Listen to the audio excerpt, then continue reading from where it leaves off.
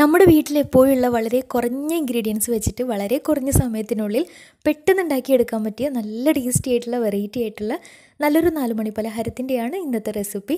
ഉണ്ടാക്കിയെടുക്കാൻ നല്ല എളുപ്പമാണ്, നല്ല ടേസ്റ്റുമാണ്.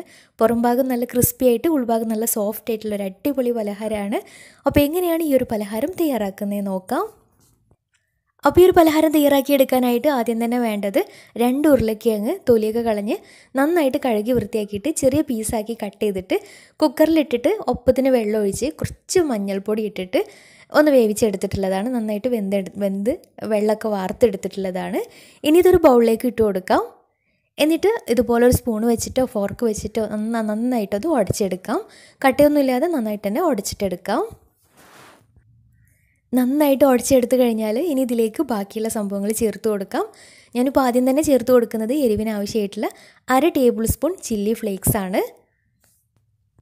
ചില്ലി ഫ്ലേക്സ് കയ്യിലില്ലാന്നുണ്ടെങ്കിൽ കുറച്ച് മുളക് പൊടി ചേർത്ത് കൊടുത്താലും മതിയാവും. കൂടെ തന്നെ ഇതിലേക്ക് 1/4 ടീസ്പൂൺ കുരുമുളക് പൊടി കൂടെ ചേർത്ത് കൊടുക്കാം. എരിവ് കൂടി പോകണ്ട. പിന്നെ വേണ്ടത് പാകത്തിന് ഉപ്പും അതുപോലെ തന്നെ കുറച്ച് മല്ലിയില ചെറുതായിട്ട് കട്ട് ചെയ്ത് എടുത്തിട്ടുള്ളതുമാണ്. അപ്പോൾ ഇവയെല്ലാം കൂടി ചേർത്തിട്ട് നന്നായിട്ടൊന്ന് മിക്സാക്കി എടുക്കാം. മിക്സാക്കി എടുക്കുന്ന സമയത്ത് ഇതിൽ പാകത്തിന് ഉപ്പും എരിവൊക്കെ ഉണ്ടോ എന്ന് നോക്കുകയും ചെയ്യാം. അപ്പോൾ എല്ലാം കൂടി മിക്സാക്കി എടുത്തു കഴിഞ്ഞാൽ ഇനി ഇതിലേക്ക് ചേർത്ത് കൊടുക്കുന്നത് കോൺഫ്ലോർ ആണ്. കോൺഫ്ലോർ ഇപ്പോൾ ഞാൻ ആദ്യം 2 ടേബിൾ സ്പൂൺ കോൺഫ്ലോർ ചേർത്തിട്ട് നന്നായിട്ട് മിക്സാക്കിയിട്ട് എടുക്കാം. ഇനി ഇതൊന്ന് കുഴച്ചെടുക്കാൻ പറ്റുന്ന ആ ഒരു പരുവാണ്. ഒരുപാട് കട്ടിയിട്ട് പോകണമെന്നില്ല, എന്നാൽ കയ്യിൽ ഒട്ടിപ്പിടിക്കുന്ന നല്ല ലൂസായിട്ട് പോവുകയും ചെയ്യരുത്. അപ്പോൾ 2 ടേബിൾ സ്പൂൺ ചേർത്തപ്പോൾ ചെറിയൊരു ലൂസായിട്ടുണ്ടായിരുന്നു. അപ്പോൾ 1 ടേബിൾ സ്പൂണും കൂടി ചേർത്ത് കൊടുത്തിട്ടുണ്ട്.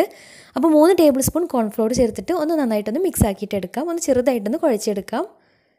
എന്നിട്ട് അതിൽ നിന്ന് വലിയൊരു ബോൾസാക്കി എടുത്തിട്ട് ഇതുപോലെ ഒന്ന് നീളത്തിൽ ഉരുട്ടിയിട്ടെടുക്കാം. എന്നിട്ട് കട്ട് ചെയ്തെടുക്കാൻ എളുപ്പത്തിന് വേണ്ടി ഒരു ചെറിയൊരു ഡിസൈൻ കൊടുക്കാൻ വേണ്ടിയിട്ട് ഇതുപോലെ ഫോർക്ക് വെച്ചിട്ട് ഇതുപോലെ ഒന്ന് ഡിസൈനാക്കി എടുക്കുന്നുണ്ട്. നമുക്ക് സാധാ പോലെ ഇഷ്ടമുള്ള രൂപത്തിൽ കട്ട് ചെയ്തെടുത്താലും മതിയാവും കേട്ടോ. എന്നിട്ട് ഇതുപോലെ ഓരോ സ്ക്വയറായിട്ട് കട്ട് ചെയ്തെടുക്കാം.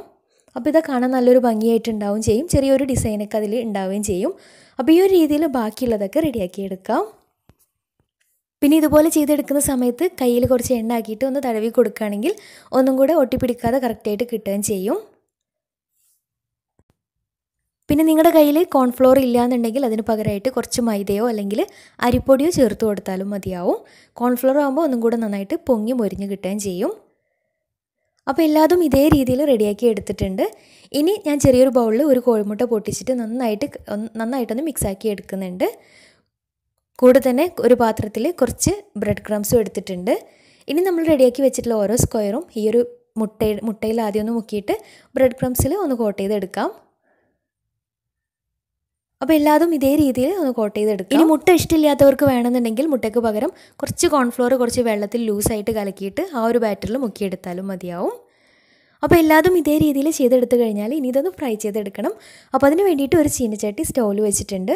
നന്നായിട്ട് ചൂടായിട്ട് വരുമ്പോൾ അതിലേക്ക് ഫ്രൈ ചെയ്യാൻ ആവശ്യമായിട്ടുള്ള ഓയിൽ ഒഴിച്ചു കൊടുക്കാം. ഓയിൽ നന്നായിട്ട് ചൂടായിട്ട് വന്നാൽ അതിലേക്ക് ഓരോന്നായിട്ട് ഇട്ടിട്ട് ഫ്രൈ ചെയ്തെടുക്കാം. ഒരു മീഡിയം ഫ്ലെയിമിൽ ഇട്ടിട്ട് തന്നെ ചെയ്തെടുക്കാം. തിരിച്ചു മറിച്ചൊക്കെ ഇട്ടിട്ട് എല്ലാ ഭാഗവും കളറ് മാറി നന്നായിട്ട് മൊരിഞ്ഞ് കിട്ടിയാൽ എണ്ണയിൽ നിന്ന് മാറ്റാം. നല്ല ടേസ്റ്റി ആയിട്ടുള്ള സിമ്പിളായിട്ട് ഉണ്ടാക്കിയെടുക്കാൻ പറ്റിയ ഒരു അടിപൊളി പലഹാരമാണ്. തീർച്ചയായിട്ടും ട്രൈ ചെയ്ത് നോക്കുക. ട്രൈ ചെയ്തിട്ട് നിങ്ങളുടെ ഫീഡ്ബാക്ക്സ് അറിയിക്കാനും മറക്കരുത്. അപ്പോൾ ഇന്നത്തെ വീഡിയോ ഇഷ്ടമായെന്ന് വിചാരിക്കുന്നു. ഇഷ്ടമായെങ്കിൽ ലൈക്ക് ചെയ്യാനും ഷെയർ ചെയ്യാനും അതുപോലെ തന്നെ നമ്മുടെ ചാനൽ സബ്സ്ക്രൈബ് ചെയ്യാത്തവരുണ്ടെങ്കിൽ സബ്സ്ക്രൈബ് ചെയ്യാനും മറക്കരുത്. അപ്പോൾ നല്ല അടിപൊളി വീഡിയോയുമായി വീണ്ടും വരാം. അതുവരെ take care. Bye. Thank U.